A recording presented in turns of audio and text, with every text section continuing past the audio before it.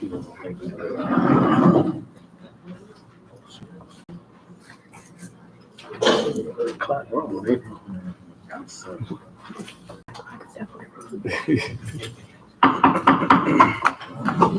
evening, ladies and gentlemen. I'd like to call the City Commission meeting to order on July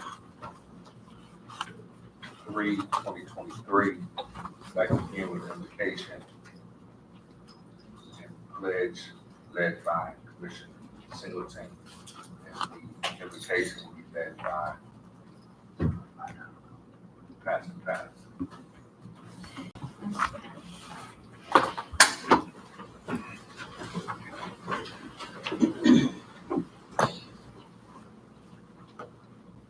Yep. Invocation, please. Oh. Father, in the name of Jesus. Yes. Lord, we trust you. We put everything that we have into your spirit. Because when you died on the cross for us, we imparted that same spirit. So Lord, we just ask for you to continue to work in and through each and every one of us. Father, give us a clear conscience, a clear mind, with clarity, Lord. May we see your light that shines on each and every one of us. We thank you, Lord, for your son Jesus, who died on the cross for us. We ask, Father, in this holiday season that you continue to watch over all our children, our family, friends, and loved ones, Lord, that you continue to protect, Lord. Father, and as this meeting gets started, we thank you, Lord, for these servants that you have appointed in their positions, Lord. We just ask, Father, that you continue to work in and through them, Father, with clarity. We thank you for our children and our grandchildren, for generations to come, Lord. We pray your blessing upon this city. Father, we thank you in Jesus' name. Amen. Amen.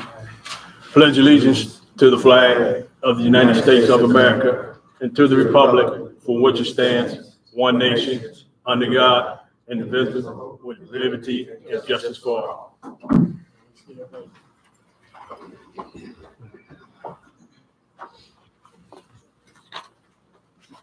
Madam Clerk. Commissioner Adams? Present. Commissioner Clerk Griffin? Present. Commissioner Edwards? Commissioner Henderson? Commissioner Henry? Commissioner Isom? Present. Commissioner Singleton? Present. Mayor Pro Tem Seats? Present. Mayor Mohammed? Present. You have a quorum. Brings us to the approval of minutes. Motion to approve. Motion is made by Support. supported by Commissioner Allen. Madam Clerk. Commissioner Henry? Yes. Commissioner Isom? Yes. Commissioner Singleton? Yes. Mayor Pro Tem Seats? Yes. Commissioner Adams? Yes. Commissioner Clerk Griffin? Yes. Commissioner Edwards? Yes. Mayor Mohammed? Yes. Motion carried. This brings us to approval of council payable listings. That motion for approval. So move. Motion is made by Commissioner Singleton. Is there support? Support. It's supported by Commissioner Isom. Is there discussion? Chair recognizes Commissioner Adams. Can we get for the past 6 years, the amount that taxpayers have spent on the air conditioning system for City Hall? There's a payment on here now for some type of repair. It shouldn't be this hot in here. And it's ridiculous. It's every year something needs to be repaired, and it's unacceptable. Thank you. Chair recognizes Mayor Pro Tem Seats. Thank you, Honorable Mayor. I just want to lift up something real quick. I need to get an answer before I'm able to vote on it. Number one, the telecommunication look like it's up astronomically again. Number two, need to find out where's the gas cards at? Where are we paying for gas at? Like use of gas and gas cards, is that in the chair? What can we find out on here?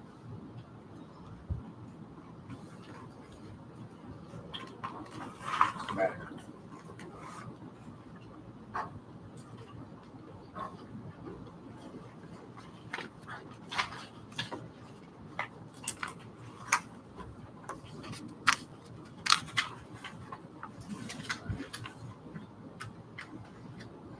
You make a note of it.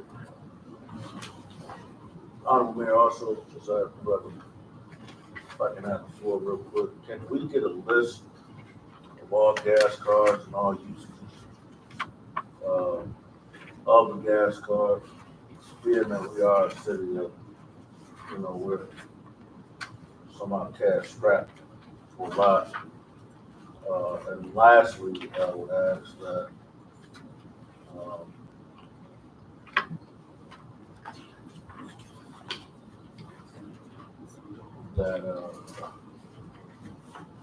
look like we're trending up on some other things that are equaling over the $1,000 mark.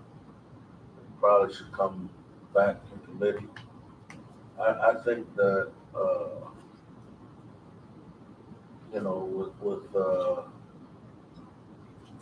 with line item one, I would say, I don't want to put it out there like that. Check 111, 110, 1107.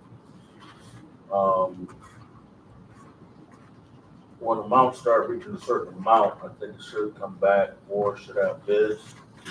Everything should not fall upon an emergency. And then,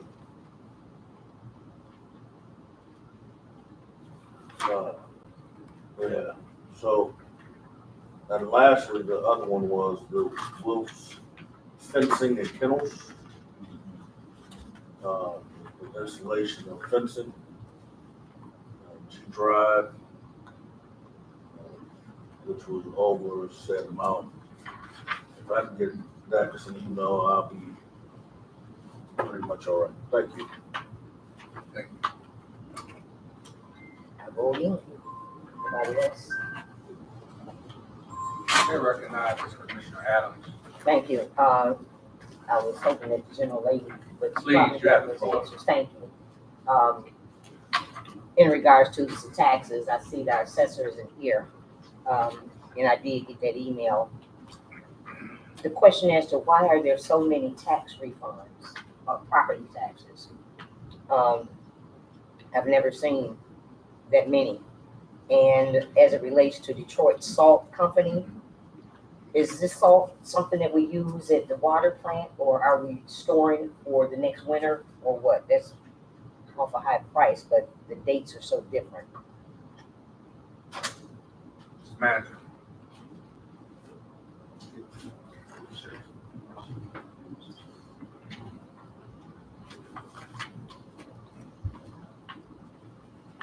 Duly noted.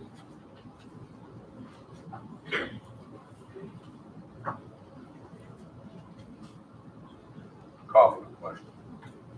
Commissioner Henry, Commissioner Isom, Yes. Commissioner Singleton, Yes. Mayor Pro Tem Seats, Yes. Commissioner Adams, Yes. Commissioner Clark Griffin, Yes. Commissioner Edwards, Yes. Mayor Mohammed. Yes. Motion carried. This brings us to an update from State Representative Joey Andrews. Is there a representative present for Ms. Andrews?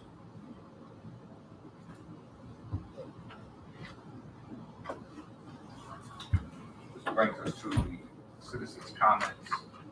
3-minute maximum per speaker. Please sign with the city clerk. Call your recording to the registered list. Mark Williams,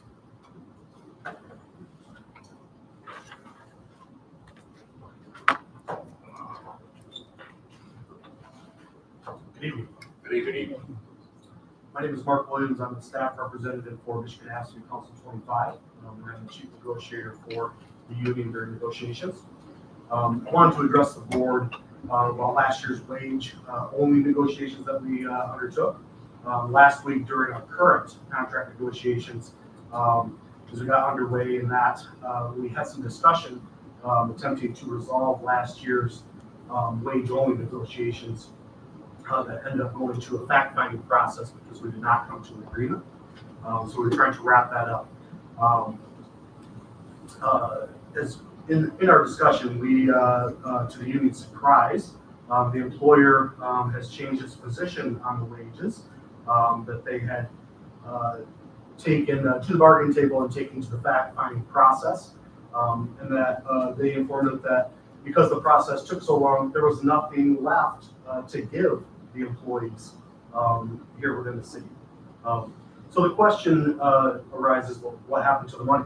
The money was allocated for salaries, it was budgeted for salaries, and all of a sudden, apparently there is no more money there because the fact-finding process, which these employees are entitled to under the law of negotiations, took too long. That's what the attorney for the city told me during those negotiations. As I took it as punishment. The process took too long. We didn't come to an agreement. We exercised our rights under the law through negotiations, and because that process took too long, this board decided that they were no longer going to give those wages to the employees. I think that's unacceptable. And so I bring that to you guys tonight because apparently you're going into closed session to discuss those things later. And I think that the employees have a right to know where that money went. I think the citizens of this city have a right to know where that money went when it was budgeted for salary. And I guess I just have to make the point clear that I'm coming here asking that you, if that is the position that the board is taking to not do that, I'm asking you to reconsider that. And I'm asking you to reconsider that because I don't think that either side, the union or the employer, want to get back into litigation over this issue. But I just want folks to understand that Michigan ASME Council 25 is prepared to take whatever necessary means, legal or otherwise, to protect the rights of these members. And we will end up in litigation if that's where we have to go. So I'm asking you to reconsider that position, if that is really the position that was told to me by this board. I guess I'll leave it at that. I'm asking you to reconsider and do the right thing. Mayor, I would ask the gentleman, we never told you anything. The attorney told me that came from. Point of order. You just suggested that This is his public, Commissioner, this is his public comment. well, you can't attack the board. No, But this is his public comment. He can but speak. Honorable Mayor, he cannot say that we stated something that is valid. Point of order, Commissioner. This is his public comment. He's not even part of our public. Public comment is not for just citizens alone.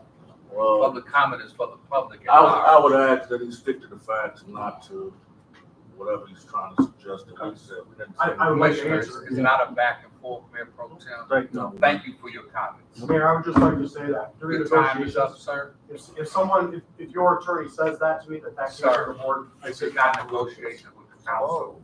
Thank you for thank you your very comments. much, have a good day. Thank you. Bruce Butgerite.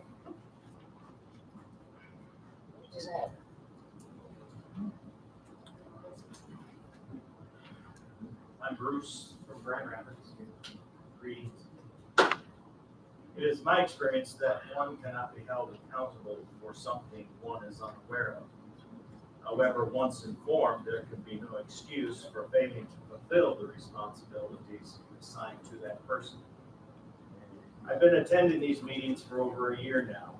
I not only listen and observe, but I've chosen to be an engaged citizen because I am interested in the success of the city of Benton Harbor. The fact that I reside in Grand Rapids does not diminish the history I and my family have with this city. I have observed a certain timidity from you as elected officials when dealing with the finances of the city. You often rubber stamp the accounts payable report without question, except now. I know it is human nature to avoid conflict, but sometimes questions regarding the city's finances need to be asked. The city charter gives you the authority to ask. Your constituents elected you for more than block parties, parades, and civic statues. These people sitting behind me and watching the video also elected you. And I say also because they enjoy the fun things you do, but they elected you to be a good steward of the city's money. Chapter 3 of the city charter refers to the plan of government. You must deal through management, section 3.1. Except for the purpose of inquiry, the commission and each of its members shall deal with the administrative branches of the city government solely through the manager, except in the Department of Finance and Law. This means if you have a question about accounts payable or any other expenditure or the cost involved with a contract, you can seek the answer directly from the financial director, which I know you're working on. Chapter 7 of the city charter refers to general finance. Section 7.2, accounts shall be kept by the Department of Finance showing the financial transactions for all departments of the city. Financial reports shall be prepared for each quarter and each fiscal year and for other periods that may be required by the manager or the commission. This means you as commissioners don't have to wait for someone else to provide a financial report. You are interested and concerned about the city's finances, and hopefully you are both. We will do more than rubber stamp the accounts payable presented to you each meeting and ask for details of what the city is spending money on. The future success of the city is on your shoulders. We're pulling for you. Marcia Buckerite.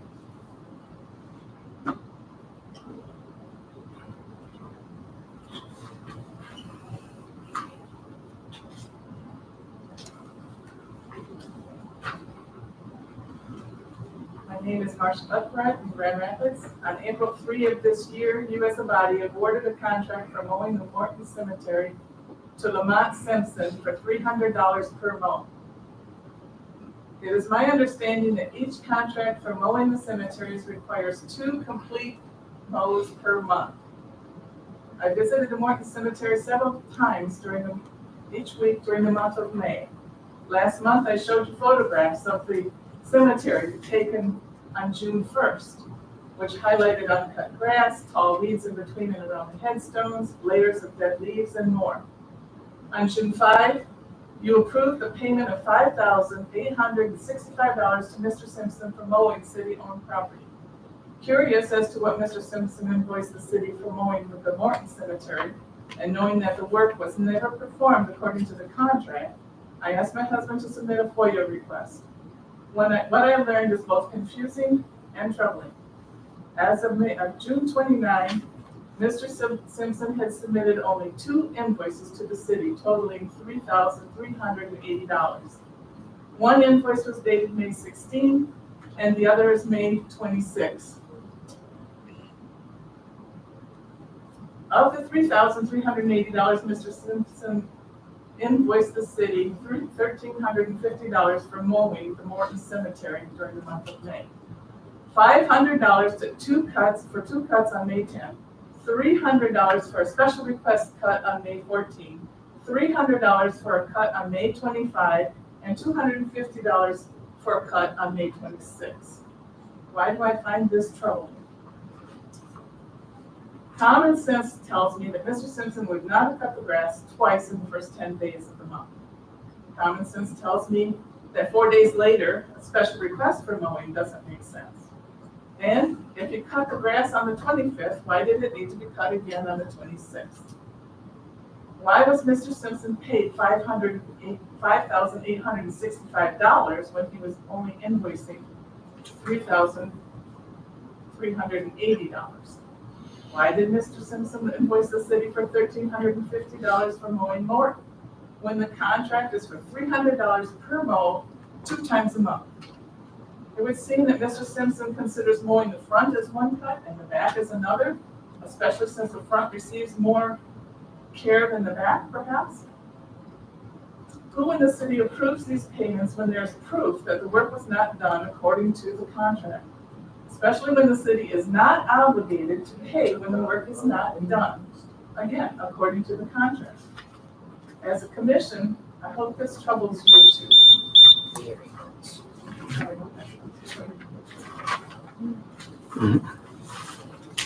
Sean Eccles. How y'all doing? I want to thank the commissioners who spoke up for Public Works last week and asked for a raise for us. I've been there for 7 years. I make $13.17 an hour. Y'all talking about a 5% raise, that's like 67 cents for me. Kids work at Walmart, they make way more, they make $18 an hour. I can't even go to a car lot and show them that check stub. They gonna send me to the back of the car lot with the cars on the grass at. Mhm. I mean, we work down there in public works. Get out there and do it. Now, I work for public works, not sanitation. But when the sanitation guys don't show up for work, I gotta get on the back of the garbage truck. My other, co-employees, they gotta drive the truck, whatever. We just ask to be treated fair. The janitor quit down here over a year ago. Public Works come down here and clean the bathrooms and take the trash out. We do all that. I mean, I love working for the city. I love to help improve the city.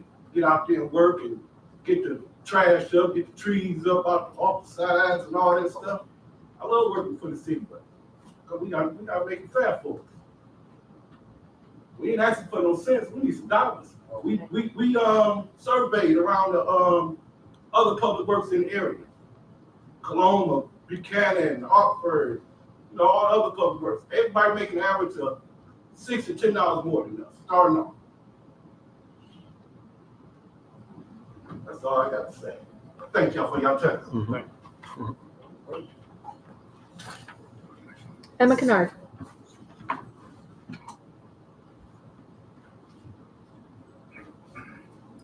Good evening, everyone. Well, you know something? Look like the hens are coming on the rooster, whatever it is.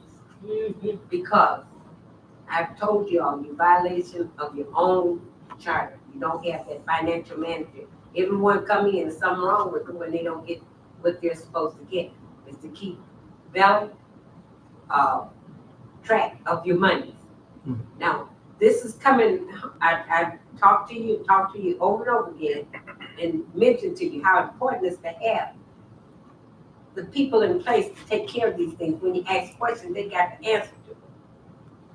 But with this here about the cutting of the grass, I think I said it once before, kickbacks going on. Something is not right. And when we don't have a financial manager to hold things responsible and keep check of the dollars and cents here, you're gonna run into a brick wall. And this is watch and see what I'm telling you. You can't have everybody else contain, we can't do this and we can't do that, but you're doing everything that's in violation. Another thing I told you about the alleys. The alleys are being cleaned up and done. But then you should go to each resident and make sure they cut behind and get the grass up. They begin to cut, there's old mattresses and everything. It's gonna look like a dump again before long. So you're in charge of the city. Just make sure that things are put in place like it should be. Things are on the books, you just don't enforce them. So like I said, things is coming. You promised me we go get a finance manager in here. We done had 3 of them. And why did they leave? Everybody can't be wrong and you all are right. Check yourself.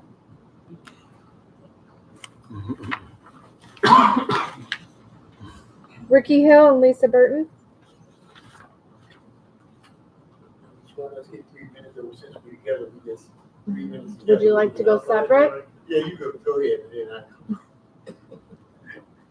Good evening. I won't keep you long. My name is Lisa Gorman Burton, and my daughter and I, for the past 5 years, have been sponsoring a free library in the different wards for the children to help them read, and they are definitely taking advantage of it.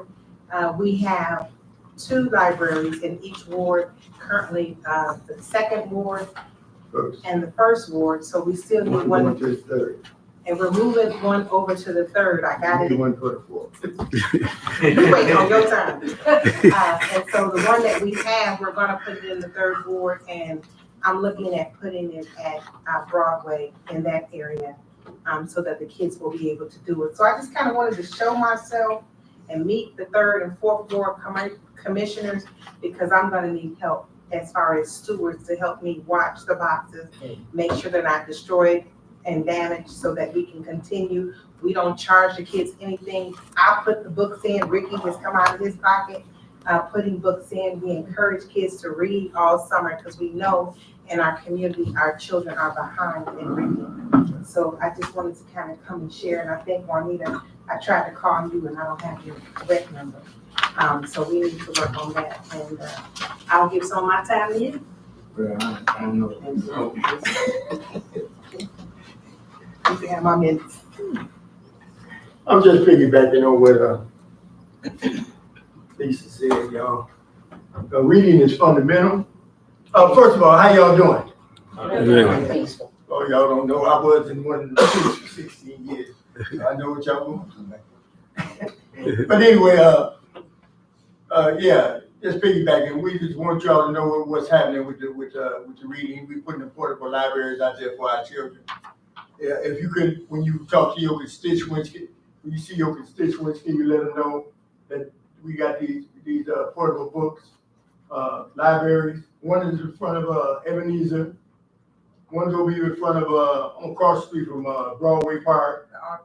And then what we got? One is in front of Lisa's house on Pipestones. If you want to see them, you know. So the bottom line is that we want to encourage our children to read, because contrary to what people may think, it's not really that money rules the world, it's knowledge. And whoever controls your knowledge controls your money and everything else about you. So we need to let our children read, because also reading funds the mental. And the mental is what rules. Yes, yeah, the mental. Thank you. Yeah, you need your time. Nick Gunn. And Princella. Okay.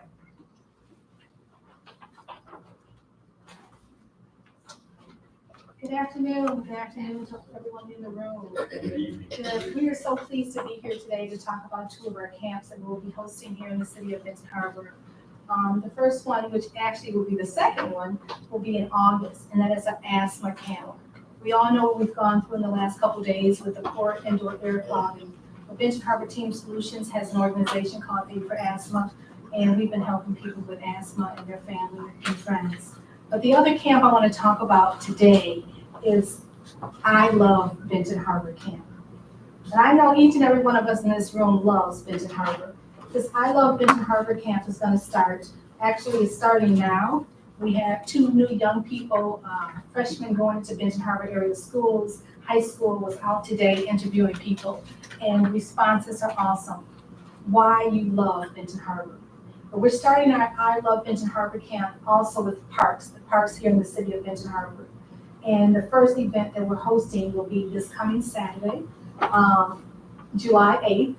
And we are so pleased that Andrews University, it has partnered with us. And Nick Gunn is going to tell you more about that. Nick being a sophomore now at Andrews University. So I'm a sophomore at Andrews University. I'm on the Community Engagement Council as well. And I do a few other things around campus. I met a student named Kai Kai at our board meeting. The president had invited me and introduced me to him. And so he's from Myanmar, north of Thailand, and he's bringing a convention to Andrews University with 200 students from across the state, which are all from Myanmar. And they asked me, hey, Nick, can you be one of our service project coordinators? And I'm like, yeah, we have to do something in Benton Harbor. So I planned this. We're going to be meeting at Morton Park from 8:30 a.m. to noon, and that's going to be on Saturday. And we asked that all the community come down and join us right in front of the Bobo Brazil Community Center. We're going to be giving away car chargers, air mattresses, pillows, hygiene products, socks, jackets, and a ton more. We're going to be planting flowers. We're going to be trying to clean up this community park as much as possible. When I talk to a lot of people, they tell me that this park was one of the most beautiful parks they've ever seen. There was a water fountain, it was lights, it's a big flag, it's so much in this park. And when I talked to a few of the community members today, they're reminiscing on the beauty of this park, and we're down there talking to them. So we hope that everybody's able to join us this Saturday from 8:30 a.m. to noon at Morton Park in front of the Bobo Brazil Community Center. Thank you. Thank you. Spencer Nesbitt. Good evening. I'd just like to say, I'd like to thank the people that was involved in getting that equipment moved off across of the back. They came along and moved it out Saturday. It took a crane and picked it up, something that they should have done some time ago because it sat down there for 2 months before they had to move it. Citizens shouldn't have to come down and say things like that. The people that do things like that should understand and realize this is Benton Harbor. Just because it's a black neighborhood, they think they can do anything that they want to do and leave it. If the had been in St. Joe, it would have been gone the same day. But I just want to say, I thank you for doing it. I see the growth that we're doing in the city right now. And all we have to do, people are looking at us. We're looking at the city and looking at you all, not only the city commission. They're looking at the city because it's a black-owned city. And everybody sitting here are black people. And they need to show them that we can do the same thing that somebody over in St. Joe doing, but we have to work together and come together collectively and work together.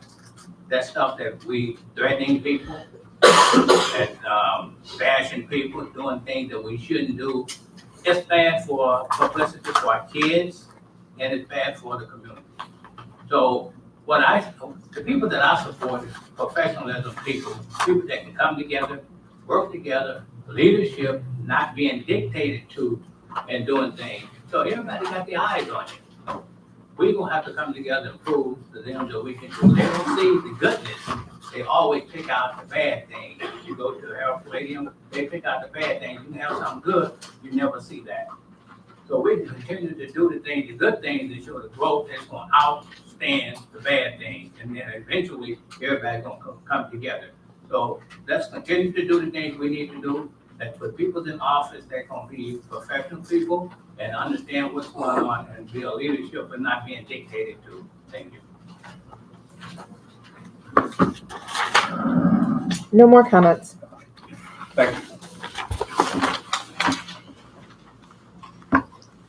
This brings us to the consent calendar. Honorable Mayor, with all due respect, I would like to suspend the rules tonight to add to our agenda the suspension of all liquor license or liquor license to come for the city of Benton Harbor.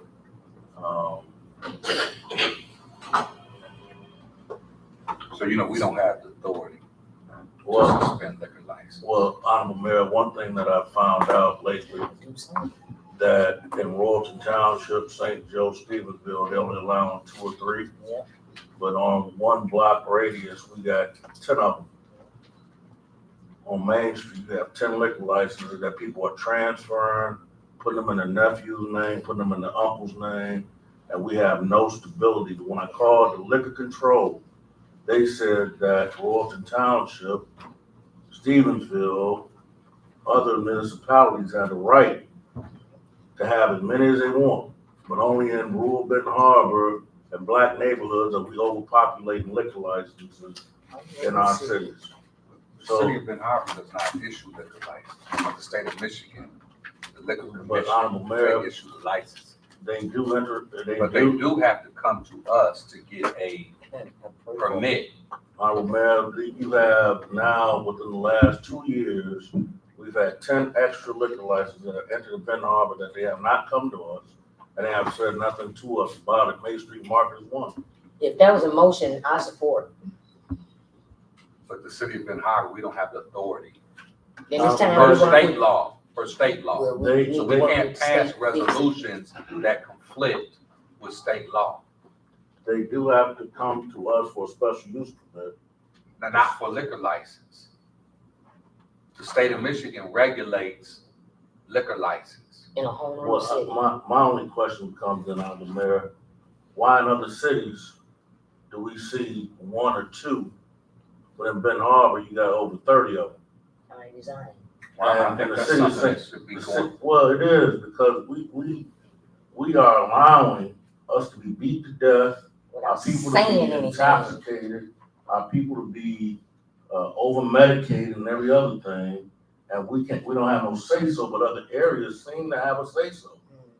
I just want to make sure that as this city charter states, which we have to follow, the city commission cannot pass any resolution or ordinance that conflicts with Michigan compiled law. But the state of Michigan has to, the compliance has to come from the city for us to allow it. They got liquor stores by schools. They got liquor stores in proximity. Right over there on Main Street, you got liquor stores, one in front of another. I mean, you got one, if you go out the door from the gas station, you got another one that when we gave them the permission to do the gas station, and with all due respect, I'm not arguing with you, and I don't wanna make anybody else think we're arguing, but we told Main Street Market, period, we didn't want liquor right there. And then they come all of a sudden and transfer them for a nephew to a cousin, and then once they're cited by our police department or code enforcement for things that are happening, they transfer it to another cousin, and then we're still stuck. We're the only municipality that is allowing this kind of behavior. You are not seeing it in Royalton Township. I'm telling you, I talked to the Liquor Control Commission, and they said only 3 can be allowed in certain areas. Only 3 or 4 is allowed in the city. Well, 5 is allowed in the city of St. Joe. 5 is allowed here. But we got triple the amount, and we got less money than anybody. I don't have any, I don't drink alcohol. Well, So, can we I mean, I'm not, I don't support, but at the same time, again, city council has to follow the city charter. Well, then they said to us, real quick, and I think I had the floor, real quick, they said that they have to come to the city. They do. And when was the last time anybody came before us asking for a liquor? Mr. Attorney, could you please speak to that? Well, so the city does have an ordinance that requires, and it's section, chapter 21, article 3, alcoholic beverage license. So I guess I would call it a permit, and then the city or the state issues a license.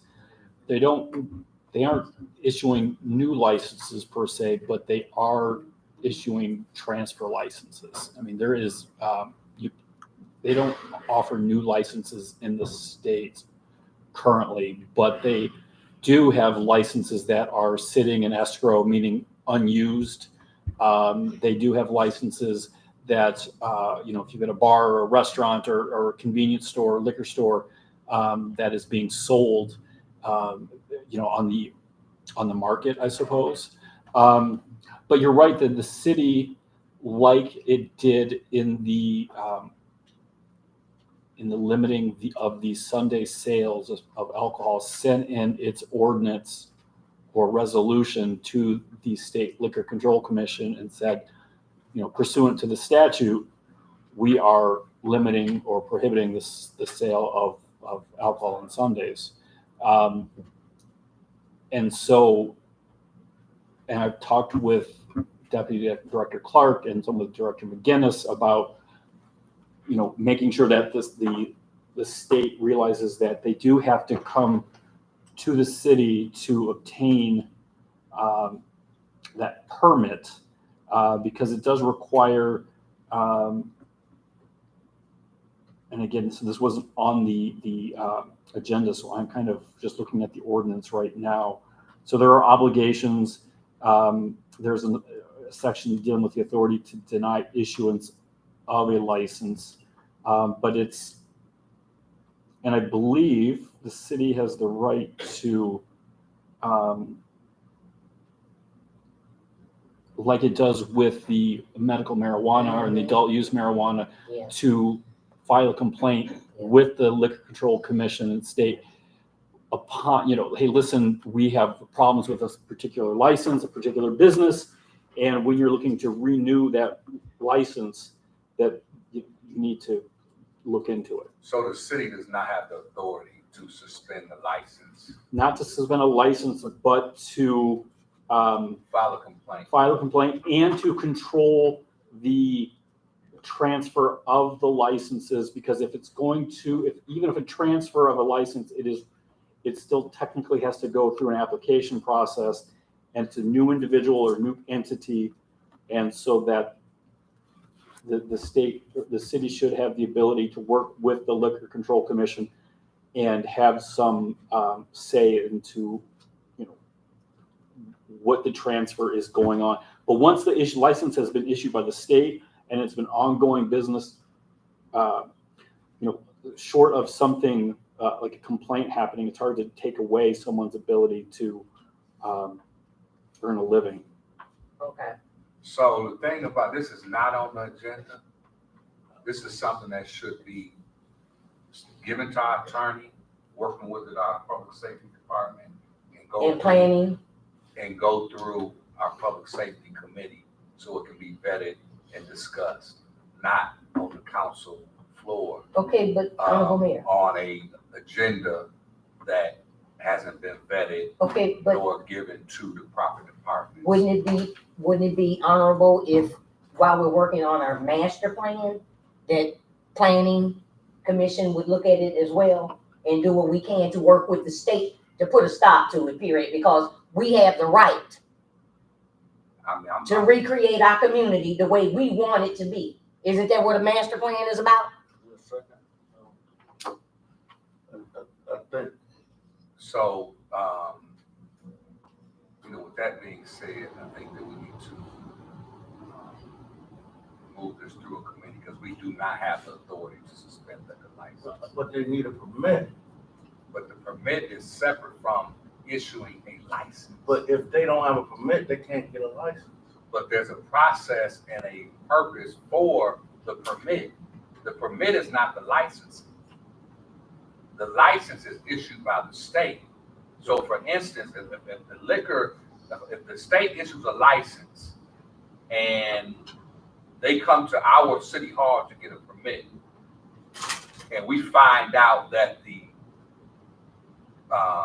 store is within 500 feet of a school or a church, then we're not going to issue the permit because that's the state law requires a feet, 500 feet. It can't be within 500 feet of a school. It can't be within 500 feet of a church. So our inspection department has the authority to go out and say, okay, that's why you don't have a liquor license at the Old Hunts, because within 500 feet of the high school. From what I learned, they wanted to put one there. But they cannot get a permit from the city because of the 500 feet. So we're responsible for enforcing the state law and the local ordinance. So Main Street Market don't have a permit, do it? I don't know. And so that's the thing. I don't know what, if. And this is really not, again, the place to discuss it. We have an agenda. Can I add, Mayor, that we do, I'm gonna call a special meeting if I can get another commissioner to, Yes. and all special use permits should go to the planning commission anyway. So. It wasn't a special use permit. But it is a special use permit when you talk about alcohol, marijuana, or any other. No, it's not. It's All right, not. well, no problem. I'll call a special meeting. Thank you, Honorable Mayor. Thank you. Separation Chair of number one. recognizes Third Ward Commissioner Henry. Yeah, I want to thank Mayor Pro Tem for bringing that subject up. It's something that Benton Harbor has been festering, and I can go back to when the state took over. We all came together and fought together against the state, and this is something else that we need to be fighting against right now. But the alcohol is a horrible pandemic that's going on with alcohol. And the state of Michigan is encouraging it and helping. So, yeah, this is the time when we need to come together and fight for what we know is right. And the liquor stores on the corner and selling vapes, cigarettes with menthol and all of that is wrong. And so, I thank you, Commissioner C, for bringing it up, and let's put it on agenda. Kick it down the road until we get a solution. Thank you. What I'm asking is there any items? Separation of one. We've got a separation of number one. I'd like to, I want to separate, number two. Thank you. This brings us to the first resolution. Is there a motion for the approval Motion to approve. to award contract for design and engineering services for Paul Parks Spark Grant. Open it up for debate though, right? I'm asking for a motion. Motion to approve. Motion is made by Commissioner Adams, supported by Mayor Pro Tem Sears. Is there discussion? Chair recognizes Commissioner Adams.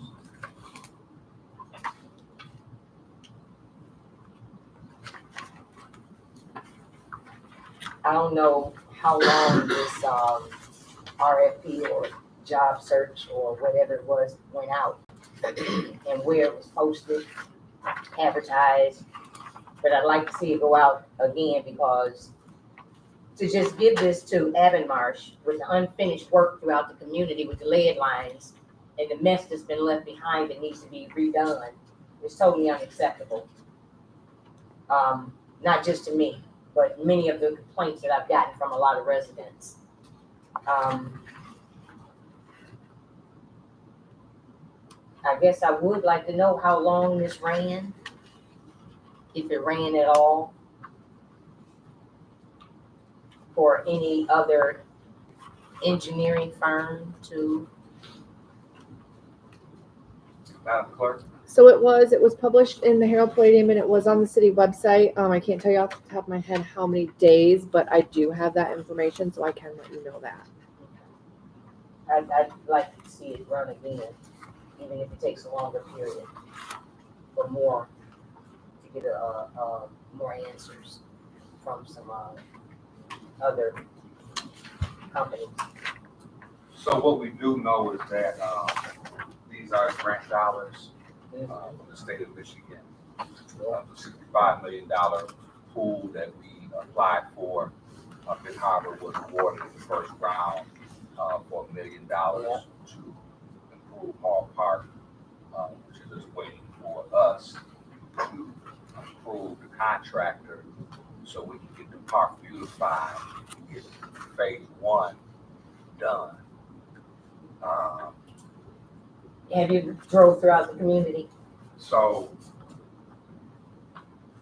this is not taxpayer, this is money that was awarded. That We wasn't also either. plan to apply for another $1 million, the Barron County Foundation, Gene Clark Park and the other parking. Honorable Mayor. So I'm just saying that we do not need to hold up projects. Honorable Mayor, we're not holding a Listen, I have project. the floor. I actually had it, but you took it as usual. But go ahead. I let everybody speak. I don't interrupt. We need to get projects started. We need to get our parks improved. It's money that's been allocated to Ben Harbor. Other communities did not get in the first round. Ben Harbor was selected amongst 83 counties, 666 cities, as one of the cities to be in the first round, because Hall Park is the only park How many people that has not applied? received How many any people funding put in? to be renovated. So I asked the council to, let's get this done. We don't need to delay it and, went through committee, Park and Rec, and it's time to move. Commissioner.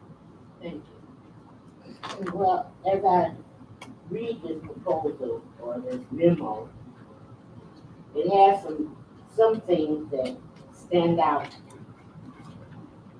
Avonmarsh is our engineering firm, a contracted engineering firm.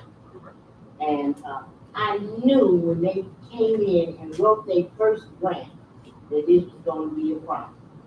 And here it is. Now, they come in and asked for, was the only applicant for this grant. And I'm gonna ask through the mayor, if our clerk will make sure that we all get a notification for any RFPs to go out, so we can see exactly what those RFPs are, because here's one that went out, and there's somewhere in this document talks of a plan for Hall Park. And I personally have not seen the plan, and I would like to see it. Me too. And I know the RFP will give me a great understanding of what the city wants Evermarch to do. And so I'm looking to be transparent and very inclusive in whatever is going on in the city of Benton Harbor. So whatever that plan is that they're referring to in here, I would like to see it. And then it also uses that one word we talked about in committee, minimum amount of funds from the city. That is not acceptable to me. Whatever that minimum amount, I need to know what is it. So you write stuff in our document, it's gotta be something that can stand on truth. So whatever that minimum is, I need to know before you can get my yes vote. And I need to know what that RFP says, because it's not giving us any information of what this contract is. Thank you. Madam Clerk, could you speak to that, please? Director Little, because I believe he came up with the resolution. Yes. The plan that you're referring to is the application that we sent. It contains the general outline of the items that would be looked at. Marcy Hamilton, I really recall, was sitting right there and discussed this with everybody. There was discussion about the basketball courts, whether you could do both, I had to do one, there were other, and that basically is what it is. The your city code doesn't actually require that you do an advertisement for professional services, but as without a resolution, the grant tours do. The state, federal, they require that we do that, and for that reason, we did so. It ran for a reasonable time period where everybody who is interested had an opportunity to respond, and no one else did. And I believe I answered also the question about whether or not there's any conflict by being the city's engineers and also being selected for a design and engineer. There's no conflict. They have been the city's engineers for 40 years, and essentially they provide a service of design and engineering that they do all over the state, right? For that matter, Indiana and Illinois also. So they simply have a right by getting them else to compete and submit their proposals. They did. Thank you. I'd like to yield to the Park and Rec Chair. Thank you, Honorable Mayor. It did, went through the committee, I believe a couple of times, and it explained, some of the things that was going to be done. And I think at that time, everybody, had some input and kind of agreed that, I would hate to see, where everybody looking to see that park come back and all the excitement and momentum that was going with it. I sure would hate to see it get held up because some other folks didn't want to go after the, RFP. Maybe they looked at it and something they wasn't interested in, and maybe they didn't have the capacity to do it, or some other reason. Maybe there wasn't enough money. Don't know what the reason why they didn't want to participate in the RFP, but the process I think was followed, well, even overboard, because like the director said, you don't have to for that professional service, you didn't have to put out an RFP, but did anyway, just to be fair to everybody. So, I would hate to see it held up for that, Chair recognizes Vice Chair Public Safety. Thank you, Honorable Mayor. Good evening, everyone. I want to bring something to everybody's attention. The process was repeated from 2018. Hall Park at that time, and I don't want to get into all the details. Hall Park at that time had only had the orange grills, the bleachers, which were brought in by Lowe's. As BU continued to work in the park, became introduced to a young man named by Mark Kobe. 2018, we went through the same process we're going through now. Mark Kobe in 2019, it was presented to the City Hall, same process, where he actually signed to funding Hall Park. And at that time, if I'm not mistaken, wasn't as big as this. But if I'm not mistaken, it was $58,000 just for gas manufacturing. 2019, they was going to begin, and that's when COVID came. And when COVID came, it stopped everything around the world, not just in Harlem, everywhere. So that whole contract, that whole thing was nullified because of that. That didn't stop some of us citizens from still using Hall Park, still cleaning it. Thanks to everybody, especially Public Works.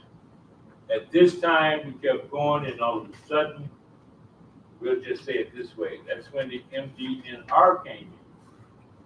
And went through the same process.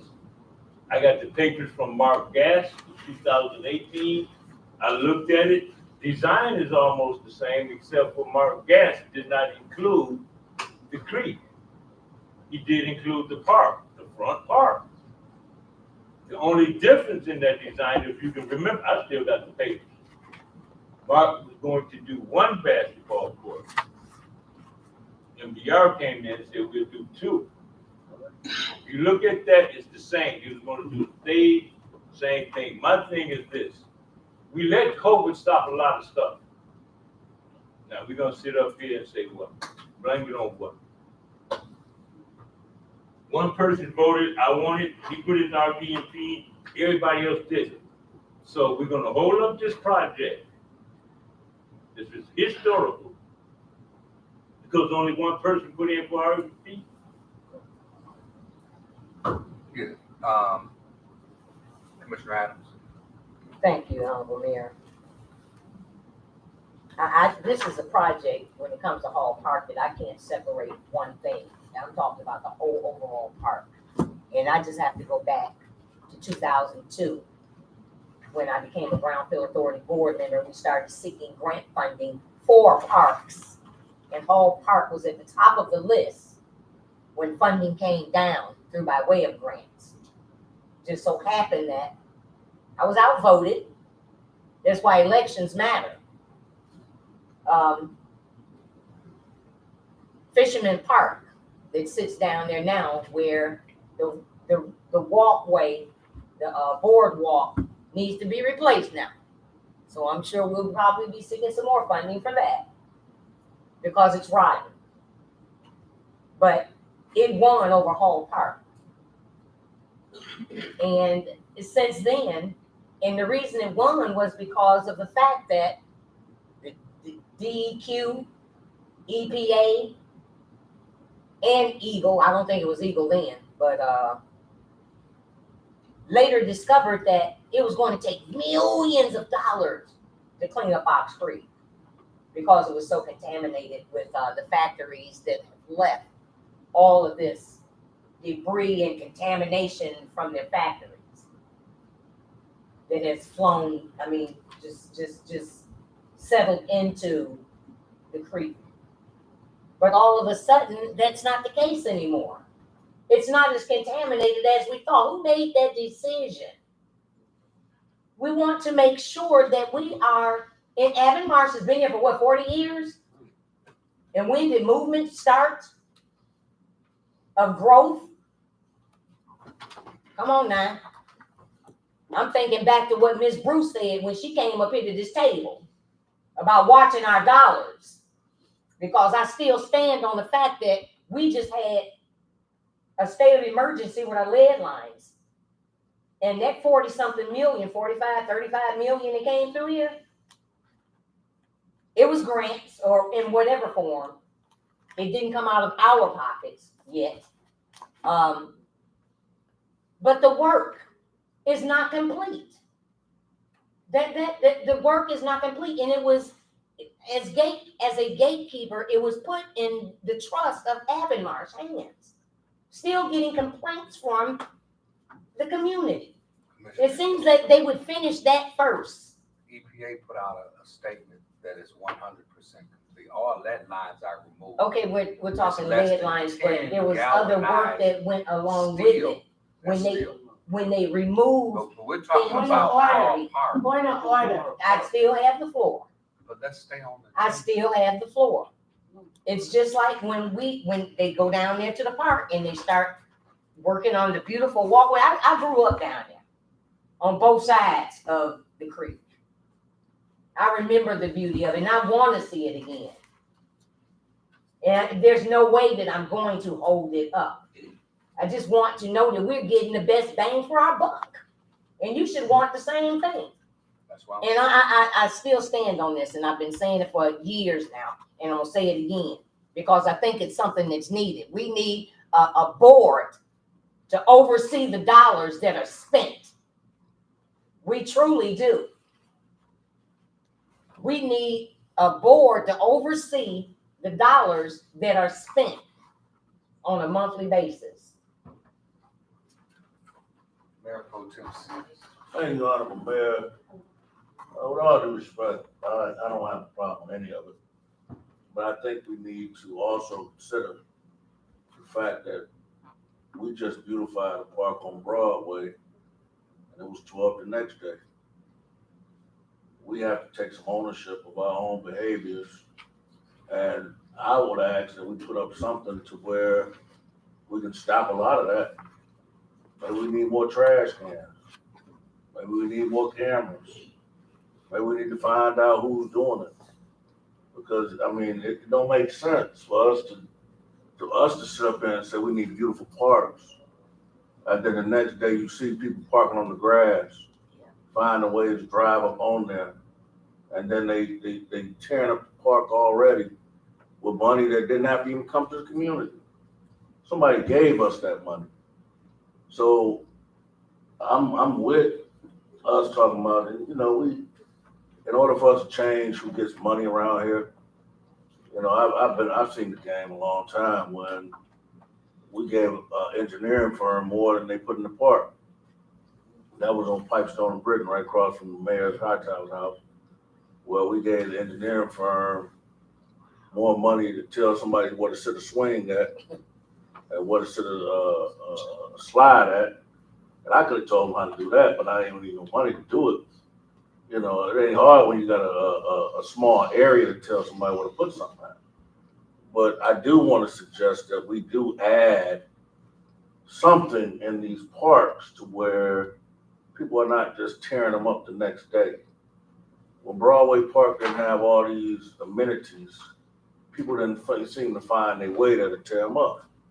I looked at Yarborough Park the other day, and it looked like somebody had scaled the whole park back, and somebody had to go out there and take their time to clean them up. That should not be the responsibility of the city, or if we do make it the responsibility of the city, I do agree that if they're doing this kind of stuff in the city, then somebody has to clean it up. But I don't think we should hamstring this no further. But I do think that we need to do some more community engagement to let these people know and start banning them from the park. If you tearing up a park and you're caught tearing up a park, then you should be banned from the park. And it's just, I mean, we're doing this for kids, not for honey old people to go out there and shoot heroin and I'm just being honest. Because what's happening is we are tearing down these parks as quick as they're putting them up. And then, as I heard somebody say earlier today, then we're giving somebody $100,000 to go out there and clean it up, who are not even city employees, and we don't even know if it's getting cleaned up. So I would ask that I'm calling for the question now, but I will ask that we implement a park warden or some other thing in the future to make sure our parks are held to a pristine mark, because I want to go to a nice park, but I don't want 150 people on the grass with cars and barbecue grills and snakes running around and dogs running. I mean, we have to better the situation for ourselves. Thank you, Honorable Mayor. I call for the question. Commissioner Isom, Yes. Commissioner Singleton, Yes. Mayor Pro Tem Seats, Yes. Commissioner Adams, Yes. Commissioner Clark Griffin, Yes. Commissioner Edwards, Yes. Commissioner Henry, No. Mayor Mohammed. Yes. Motion carried. This brings us to a resolution to schedule a public hearing on July 17, 2023, to consider the removal of Glenn Yarborough from the Planning Commission. Is there a motion for the approval? Honorable Mayor, I ask for a motion to remove this off our agenda. I heard that this was already remedied, already taken care of. So I would ask that it be removed. Hopefully I get a second. Support. But I think we have to vote on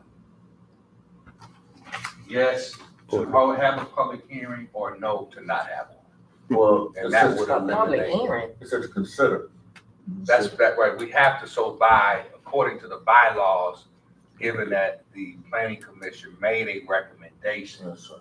which is all that it is, I make a recommendation or we would just have to vote Vote. yes or no. to Make a not motion consider. to no or remove. I make a motion not to consider a public hearing to remove Glenn Yarborough from the planning commission. I support it. Let the record show that Mayor Pro Tem Seats made a motion to not support having a public hearing to remove former commissioner Glenn Yarborough from the planning commission, and that was seconded by third ward commissioner Juanita Henry. Is there any discussion? Madam Clerk? Commissioner Singleton, Okay, let me get this clear on. So, the motion is to not have a public hearing. Okay, so yes on the motion to not have it. Mayor Pro Tem Seats, Yes. Commissioner Adams, Public hearing to not have him removed. no public hearing. Damn, no Yes. public. Commissioner Clark Griffin, Yes. Commissioner Edwards, Yes. Commissioner Henry, Yes. Commissioner Isom, Yes. Mayor Mohammed. Yes. Motion carried. This brings us to staff communication. Director of Public Safety, Director McGinnis. Good evening, Mayor. Let's see what this is again. I did want to just address the issue that Commissioner Seats brought up as far as the stores. Commissioner Singleton can tell you that we've had this discussion between public safety and legislative several times. There's some things that we asked for, there's some things that we're in the process of investigating in relation to that. So I think that there is an issue that's on the state level that we need to take it to them. Remember, we asked about store hours. We do have a permit process in place. We probably could do a better job of that, but one of the issues that we have found is when we do file complaints, like a perfect example, from the incident that happened last year on Memorial Day, we just got resolution from the first part of a two-part complaint recently. We filed a complaint directly after the, you know what? We came here, we talked to them. Didn't hear from him again. My detective was like, hey, what's going on? They call, find out that the hearing had been scheduled. So I don't know why it would take so long. I think this is an issue that we need to talk about, have a real discussion about social justice. It ain't just police and traffic stops, it's how we as citizens are being treated in Benton Harbor, not just in Marion County, but the state of Michigan. So to your point, the way liquor licenses are allocated, they're allocated per county and per city. I agree. Why do we have so many? Why are they allow us to move them around? Can we petition them to say, hey, when somebody sells it, it's gone, it's dead.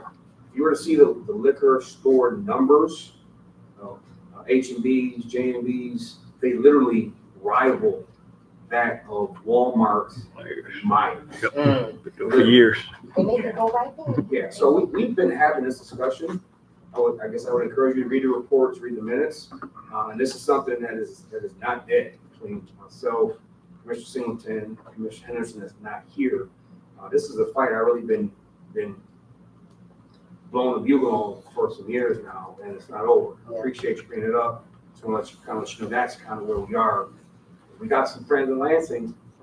They got fancy offices. I think this is something that we should ask them to look at. And that's all I have. I think it's really personal. Thank you, Chief. Chair recognizes our Assistant City Manager in Economic Development. A couple of things. First, I want to say, fully support Executive Mayor Pro Tem Sonny Parks. I think I mentioned in the last meeting that somebody had gone out on Memorial Day and did wheelies on the basketball courts on Union Park after Whirlpool spent a huge amount of money fixing the park up. We've got an estimate of the damage, $14,800. And that's beneath our deductible, so we'll have to find a way to pay it. And this weekend before last, I believe it was, somebody broke into the women's restroom and did a lot of damage and shot up a lot of fireworks and stuff in it. So we must get that under control, or people are going to stop trying to help support us and do things like that for us. That's just ridiculous. One thing I failed to mention when we were talking about getting the one bid, I think it's really important for us to recognize and be aware. There are billions of dollars out here right now. People are begging people to submit a bid or something because there's so much work going on and more coming with the infrastructure bill that was just passed and so forth. So I mentioned that only to say we're going to see more of this because that people are swamped. They've got all the work that they can handle. Lastly, I want to mention last week, I believe it was, went to do a presentation on a panel, an environmental justice panel that the state put on over at University of Detroit Mercy. It went very well. There was a great deal of interest all around the state, and we're even getting inquiries from outside of the state regarding what we're doing with Ox Creek and that whole situation there. I believe it's getting set up as something of an example for how things can be done. The Corps of Engineers is back last week again. They are working on that for us, and I'm just excited about what's happening with some of these. Now, as I tried to explain to DDA board and a couple of others recently, the city is having a tough time in terms of its general fund, and people should not get confused because we get grant money to do an Ox Creek, or we get the income tax money that's limited to doing infrastructure improvements, but we may not have the money to pay to pick up some trash, cut some limbs, do some other normal city kind of things because of the problems with the general fund. And that this administration anyway inherited. A lot of it goes back to some of the things that went on with the emergency managers and so forth.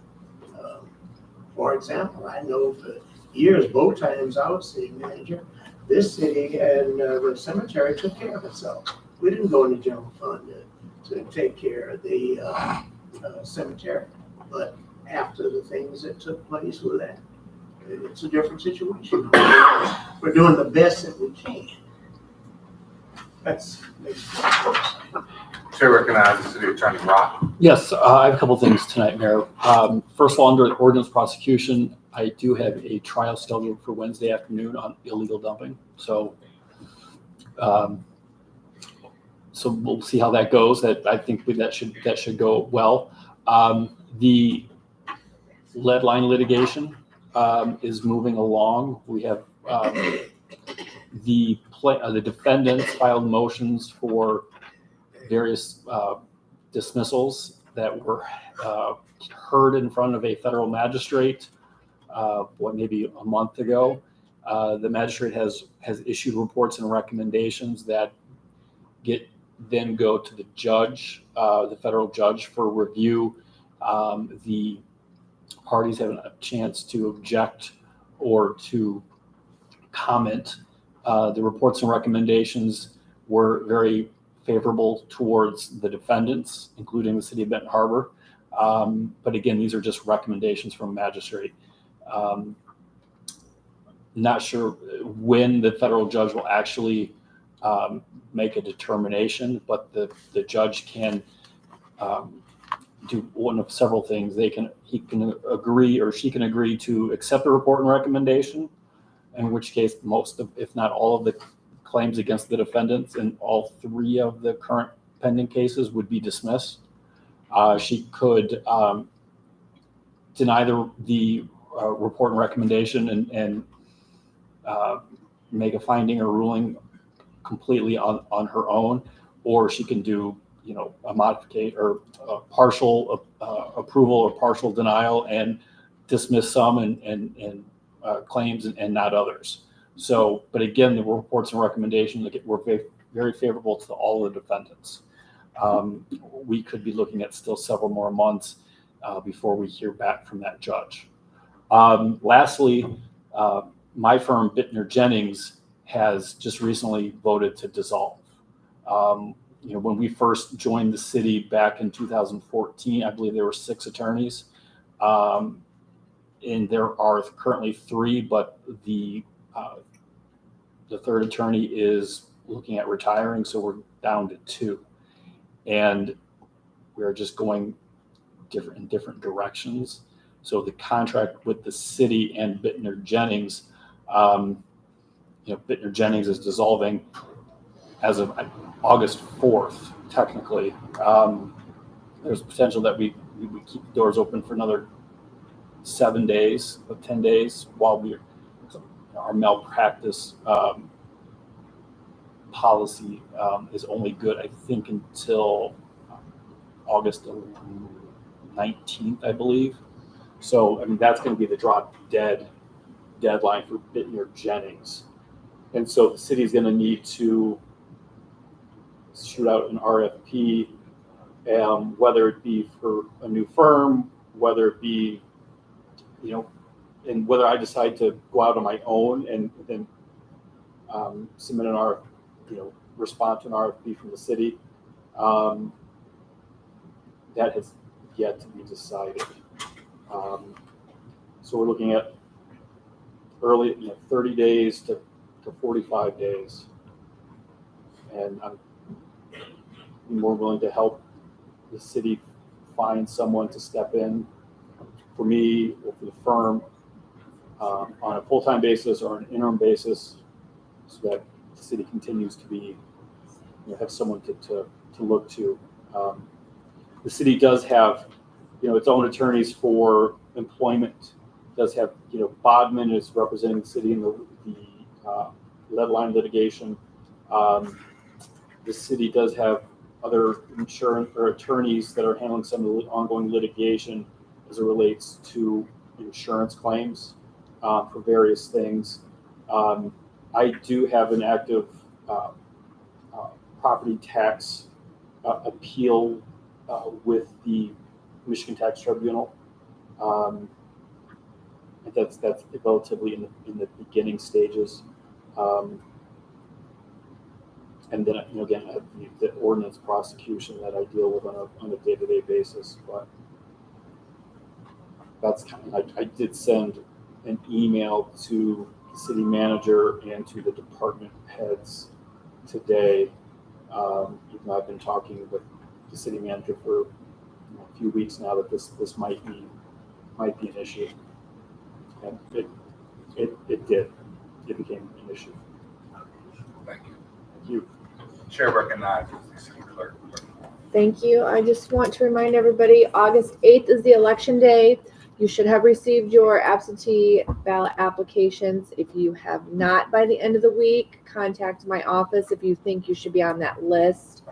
I highly encourage you to check the box to receive a ballot every election instead of an application. You'll never have to fill out the application again. It will go with you when you move, as long as you are an active voter, an active registered voter. Thank you. Chair recognizes. Good evening, everyone. Yes, city manager. Oh, my voice ain't, I'm a little under the weather. The air pollution was tripping my ass, so I've been struggling with the last 2 days. I just want to say thank everybody for coming and say that Hall Park is not the last one that hasn't got any funding, because all the little inner city parks have not gotten any funding. Myself, my son Miguel, and Mr. Shaquille Turner, we took initiative and cleaned up Edgemont Park, just the 3 of us. 4 days. Took us 4 days. You know, if you notice that it's clean, the benches painted, the slides, all 7 of the swing benches and the swings, and pool bushes, glass, just took us 10 paper bags of those big tall bags and a garbage bag. 4 days to clean that. So I've been fighting for funds to come into these small inner city parks, because the kids need somewhere to play. They're all over, everybody deserves it. So that's one of the things that I want to, bring to attention for the residents. And I want to especially thank Mr. Shaquille Turner, because he bought all the products we use to get that done. And then the last thing, there's a women empowerment event coming at the City Center Park Sunday, July the 16th from 3 to 6. It was 4 years ago. I participated and I've been asked to be a part of it this time. I want to thank Miss Weaver Williams, Miss Kiva Williams for putting it together. And it's gonna be double dutch, jump rope, it's gonna be prizes, it's gonna be raffles, you're gonna win a prize, competition. So everybody can just come out. It's a women empowerment, but it's for everybody. And once again, that's July the 16th on 3 to 6 at the City Center Park. Everybody have a good night. God bless. Thank you. Chair recognizes Commissioner Henry. Thank you, Mayor. Thank you, citizens, for sitting here and not to make citizens. But I have to say that you workers, we see you and we hear you cry. So we're just hoping that everybody use compassion when they deal with our people.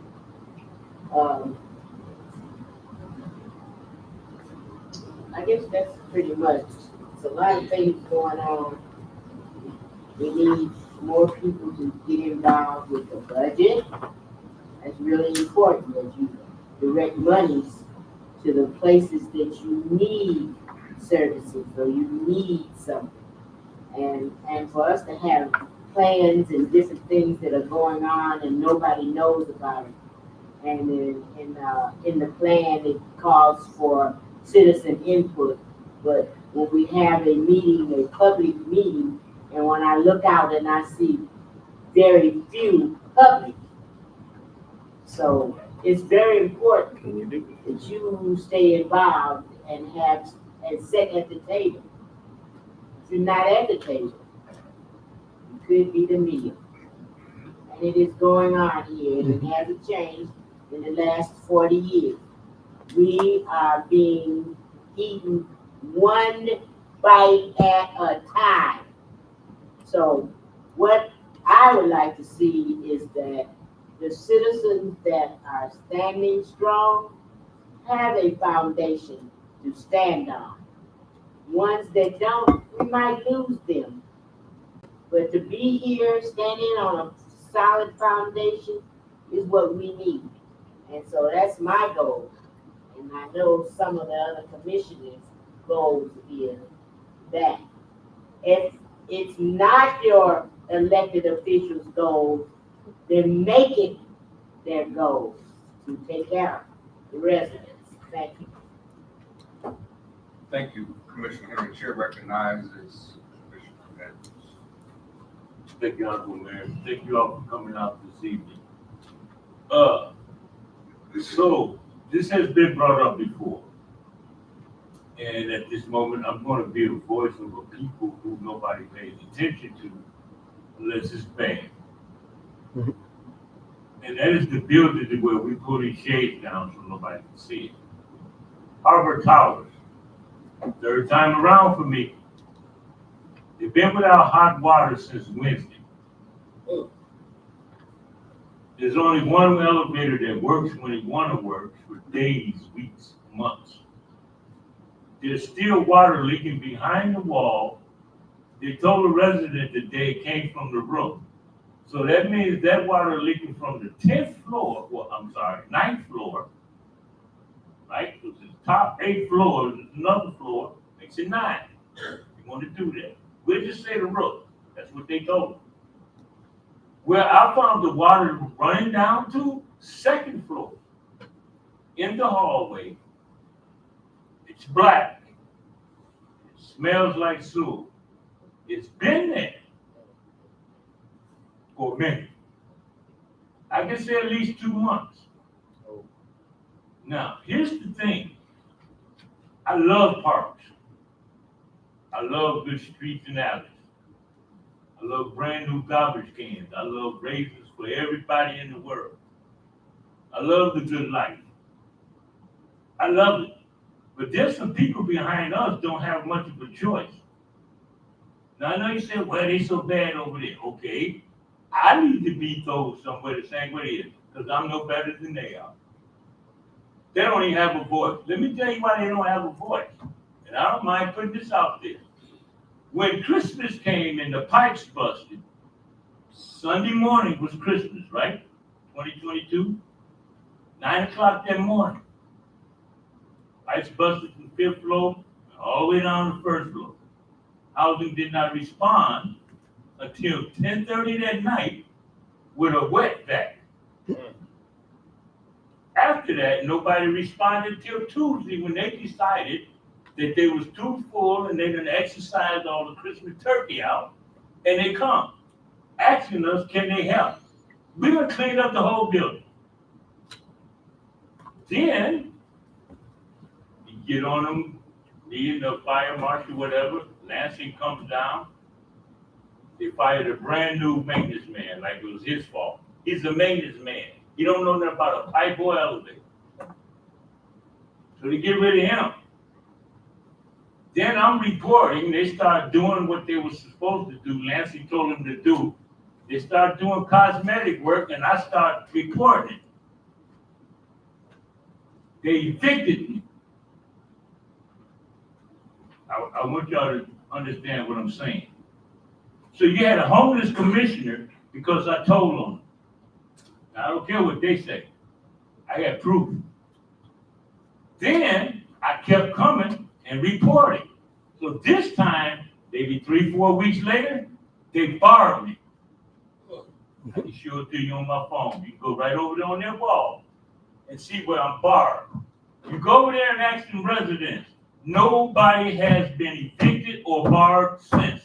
You mean to tell me that housing with 96 units, 96, you mean to tell me that I'm the worst person in that building? That's what you're telling me. Because you can start on their property on the first floor, and you had to come up to 812, which is the last apartment in the building, to put your voice out. Why? Because now they don't have a voice.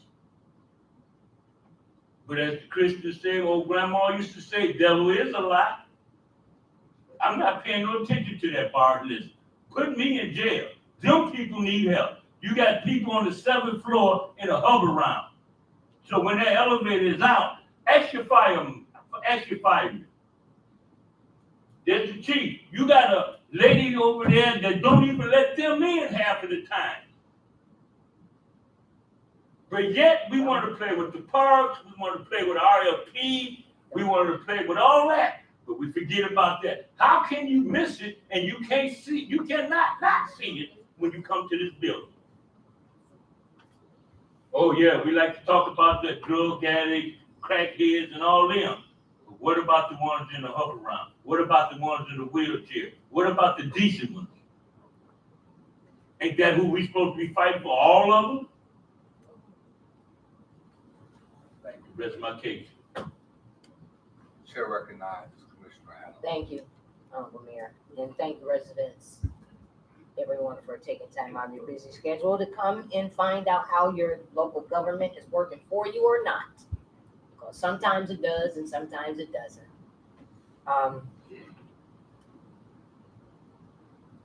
I'm just reminded of so many things as we strive to have our community where it's safe and clean for all of us, mainly our children, the generation behind us. And this past week, I've just been so torn after enjoying myself with my 78 classmates. And it just seems like it's just been nonstop ever since. When we live in a world so full of hatred, to where gun violence is just ruling. And all some of us have is hope and prayer. To try to pray, to touch a heart. I'm reminded though, traveling throughout the United States and looking at other communities and how beautiful they were. You didn't see paper on the ground. When I was legislative chair for years, I brought that back because I couldn't figure out why do we have to have all of these liquor stores on every corner of our 4 square miles. Is this by design? It would seem so in a predominantly Black community, because the other Black communities that I visit, I see the same thing.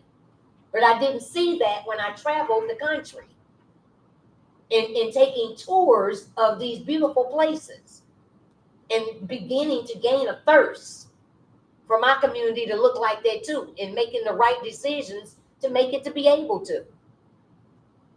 And giving those jobs and contracts to people that I feel are worthy of them. And some may slip by, but we need to do better at watching who's cutting the grass and who's really not, and how many times we're being, being invoiced for a thing. And then those that are being contracted out stuff that they're cleaning up behind themselves and putting things back as they said that they would when they remove a thing. And my heart goes out to Commissioner Edwards, because I can't believe what I just heard.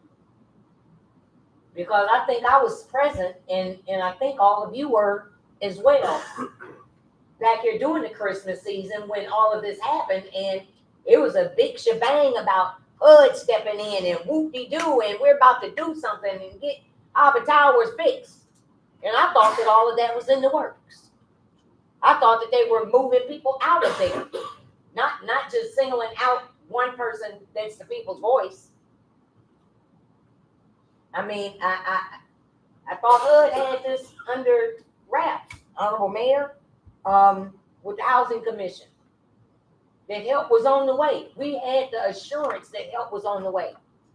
Because unless you're handicapped, and we don't know what tomorrow may hold for any of us, to be in a bound to a chair on a high level too, to have to depend on somebody to come up and get you, and then there's water, flooding, raw sewage. That's unacceptable. Totally unacceptable. But thank you all for listening. Chair recognizes Commissioner Rice. Thank you, Honorable Mayor. I want to thank everyone for coming out tonight. Thank you all for your comments. Book Rights, Ms. Kennard. Thank the Public Works being here. You know, they deserve a lot. They need help. You know, and throughout the city, we do need more trash cans.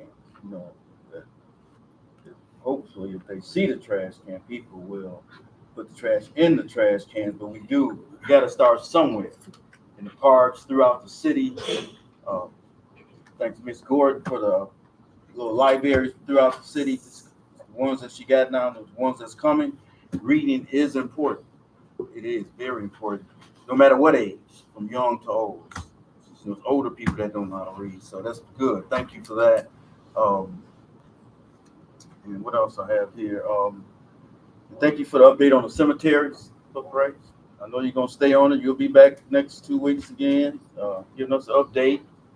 You know, but again, Public Works. You know, I heard the truck. I was off work today, and I looked outside. And I seen the garbage truck. I said, man, you know, and I thought about him. I said, you know, go to work. You know, I thank God for my job, but if you wanna, you know, I got a bonus the other day. You know, I got a bonus. I said, man, that's okay. Yeah, you know, it makes you feel like you deserve. You know, it makes you want to go to. I don't mind getting up at 4 o'clock. Hitting the highway, you know, get a bonus. Okay, thank you. But you know, they give you that initiative. You want to go to work. You want to be there, just like you were saying. And you know, he loves his city. These guys go to work every day, put on their blues, and get out there and grind. Hazardous. What's wrong with asking for a couple more dollars? You know, but we gonna pray on that. God can work in mysterious ways. He will. You know, you never know what might happen. God is good. I just want to thank everybody for listening. Expect great things, Public Works. Expect great things. God bless you. God bless Ben Harbor. Chair recognizes City Manager Mitchell. I have nothing to report, Mr. Mayor. Chair recognizes Commissioner Singleton. Thank you, Honorable Mayor. Thank everybody for coming out, and just to loop back to what the chief was talking about, and Mayor Pro Tem about those liquor licenses. I remember way back in early '90s, there was a liquor store trying to open up on Main Street, and people in the neighborhood didn't want it. You know, they expressed their concerns with City Commission, Police Department did what they were supposed to do, and you know, he even had somebody from the state come in, and after all the reports and all the hooping and hollering, and state did it anyway. Yeah, so we heard you, but we giving them license. You know, so you know, it's been a problem for a while. I think what we need to do is just stay fast, and I believe we need to get put together some type of committee or something. Ad hoc committee to do some fact finding, know what all the rules are, you know, and know what our options are and stuff, you know, because there's power in numbers, you know, right. So we can get together and just, you know, come up with something and then go petition the state and say, hey, you know, this is a problem we're having. We don't see it in other communities, you know, and just basically putting them on blast, you know. So the parks, yeah, you know, I had got some reports this weekend, another, you know, at Broadway Park, you know, they were, you know, after all the work and stuff done, it was, you know, left a mess. But I did see some people, you know, after some things was on Facebook, come back and clean up and stuff. So I'm glad they did that. And I think we just gonna have to, there is some things on the books, you know, the parking in the parks and stuff like that, you know, with limited, you know, force, you know, it's kind of hard to get everything, but we're gonna have to, you know, there's no parking in the parks, no parking, you know, especially those kiddie parks, you know, somebody gonna eventually, you know, get hurt, you know. We just got to get out and even the, you know, people that live in the neighborhoods, people that enjoy the parks, we got to, you know, just let the folks who want to destroy, let them know that's our parks, and we don't want you to do that. And if you do it, you will, you know, suffer the consequences. So, library in the neighborhoods, I'd like to thank you guys, Ms. Gorman, Burton, and Mr. Hill. I think that's a good thing. Then I heard a comment, you know, about, you know, we rubber stamped the, you know, accounts payable. I don't think that's quite accurate. I've seen some heated arguments, you know, down the road, you know, since I've been around here that, you know, with the bill list, yeah, there's some things that we probably need to look at definitely more closely. You know, we got to find out those things, be a little bit more inquisitive. But I don't think, you know, just being rubber stamped, the the money, you know, that we spend on, you know, grass cutting and stuff, that's been one of my pet peeves for quite some time. You know, we've been trying our best to get it to, you know, in-house, you know, because we have more control of it, you know. You know, there's been some issues, I guess, getting people, you know, they, you know, want to do the work, but I think we got to try harder, you know, just like we did with the rubbish. You know, we was having issues and checks, you know, stuff start, you know, they start having some problems, and it definitely affected, you know, the citizens and the services. And we was able to do that. Public Works appreciate you, do a good job. You know, I don't remember, you know, where the trash piled up because, you know, nobody wanted to pick it up. You know, truck might break down here and there, but, you know, they get out and they get the trash up. And so we're on our way. And, you know, we come a long way from where we're at. So we just got to keep the momentum going. You know, cut it short there. I heard the buzzer go off. Chair recognizes Mayor Pro Tem Seaver. Thank you, Honorable Mayor. I am just really in my last countdown, really trying to focus on betterment for the community. But in us making it better for our community make it better for ourselves. So I'm thankful for the libraries that are going up, and hopefully books will be there to improve their, not only their literacy, but their ability to interact. One thing for sure and two things for certain, nobody has to come tear up your stuff when you're tearing up your own. I commend our Public Works Department. Old statement was, when I first got hired, I'm a union. My mother's part of the union, I'm part of the union, I was union president. Also did some lobbying for union. But one thing that's often said is just be where you're at, you're supposed to be there. And a lot of times when we do that, the truth don't need no help. When you're doing what you're supposed to do, truth don't need any cooperation. I do want to say that the liquor stores are being, the liquor store situation is a problem. It hurt my heart, and I don't want to get emotional, Commissioner. I want to sit next to one of my favorite commissioners. But it hurt my heart when I seen a young man die in a liquor store. And within 2 hours later, they opened right back up, and his blood was still in the store. Mm-hmm. That showed me the lack of respect for people, human beings that they have. It's not a fact of just money, but it's a fact of disrespect that is going on everywhere.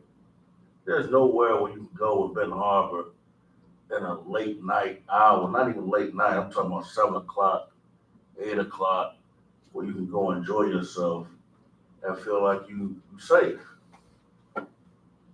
and spend money with one another. It's terrible that the only place you can go is a barbershop or a funeral home. But we're overpopulated with liquor stores, overpopulated with a whole lot of other stuff. And I just ask of this commission, I ask of this body, I've researched the charter, and researched a lot of things, and allow the planning commission and these other boards to be some buffers. But I will say that the DDA downtown, DDA, we need to check on some stuff that's going on because a lot of stuff is moving and we're not a part of it. We don't need more enemies, we need more allies. And when people come and do stuff in Benton Harbor, they need to recognize, as my honorable Mayor Wilson Cook would say, you don't want to fight against this building. But everybody seems to want to do what they want to do towards Benton Harbor. I think that Benton Harbor has no girth, has no guts, has no stick to it, can't stick together. And I would ask of this body, I'm not just saying this, but even with it looked like my time was shorter than Ron's, because Ron was talking Commissioner Siegel. Commissioner Siegel was talking almost longer than Commissioner Look. And my bill about to go off already. And I know I ain't talking longer than Edward, so Preach it. there's something wrong with that. I think they try to be funny. But anyway, I would just say that we need more allies. Let's utilize what we got, charter, and Benton Harbor stick together. But my prayer is, and I'm saying this wholeheartedly, because I don't even want to eat tomorrow. I'm hoping that somebody don't lose their life. Because some things we think is fireworks is really gonna be gunshot. And I'm praying and I'm hoping that tomorrow somebody don't have to bury their baby because somebody feels the need. And the last point, my man, I think this last 1 minute, I was down and I looked at Chicago with NASCAR running through the streets. Money all over. You can't find JJ and Delma down at the Cabrini Greens. But in Benton Harbor, people think that it's just a freeway for the highway for us to do whatever we want to do. But my prayer is tomorrow, and I'm asking everybody to put it out. Let's not have a murder tomorrow. Nobody needs to bury their baby or loved one, period, tomorrow. So after it's all done, after the debate is over, after we might not agree, and we agree to disagree, as they said, beautify the cemetery. I don't want to beautify the cemetery for another young person or anybody to be in there tomorrow. So after fireworks is done, let's say put up the guns and have a good time, enjoy your family, but I don't want to hear that tomorrow somebody is dying because of somebody else's hatred or whatever it may be. And I appreciate the extra time, Honorable Mayor. And there's other issues that we can discuss, but please, Benton Harbor, let's not bury another level tomorrow. Thank you. Thank you, Mayor Pro Tem Cease. I'd like to thank everybody for coming out. I'd like to thank the City Council. One way to stop or shut down a store or tell him I'll call him back. Is just don't patronize. Mm-hmm. Simple. That'll shut it down overnight. Just don't shop there. But it seems to me if stores keep popping up, then there must be an appetite there. For whatever store is steady popping up. I can remember they shut the grocery store down in Eau Claire. I think they disrespected one of their women. They stopped going there. Mm-hmm. Then La Perla opened up. Mm-hmm. So I think that we could go after the state. But if people still going and buying, good point. Mm-hmm. then where do we really need to put the fight? Come on. Mm-hmm. I'm just putting it out there.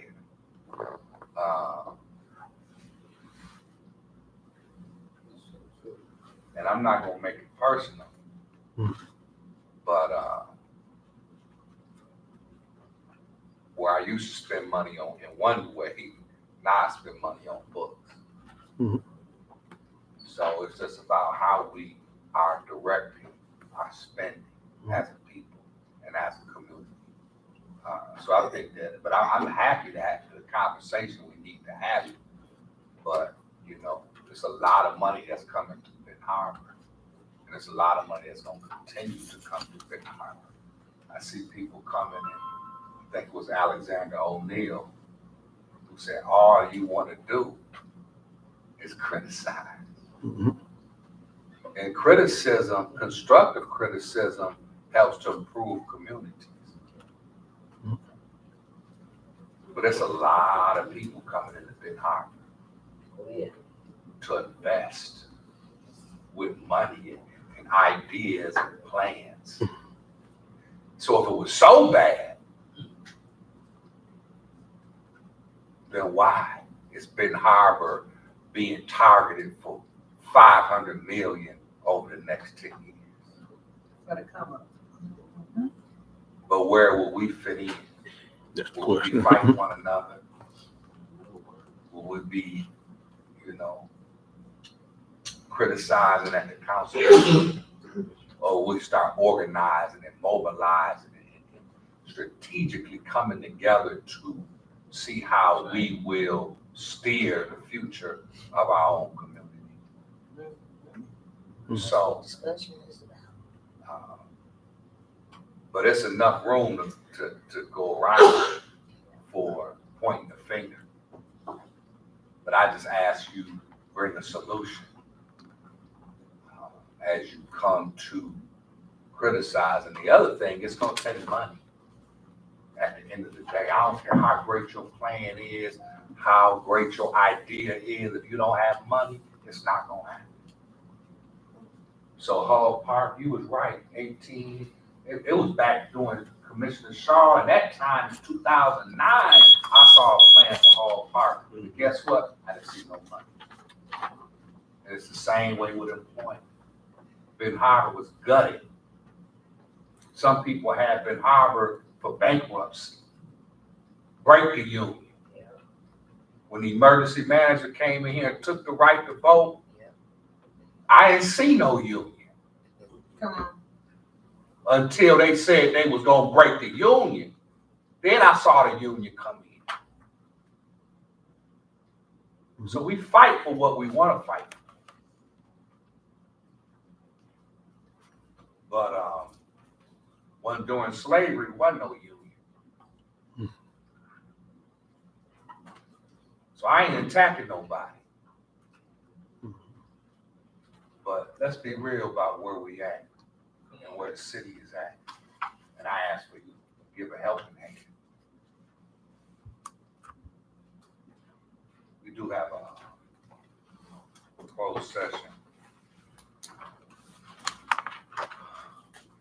And the purpose is discussing union negotiations, fraternal order of police, and ask, is there a motion to go on close? So move. Support.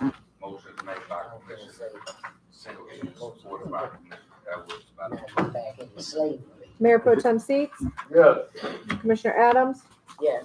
Commissioner Clark Griffin, Yes. Commissioner Edwards, Yes. Commissioner Henry, Yes. Commissioner Isom, Yes. Commissioner Singleton, Yes. Mayor Mohammed. Yes. Motion carried.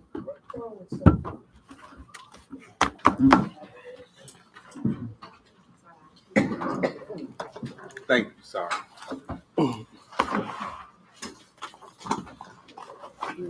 Lisa, thank you. Okay.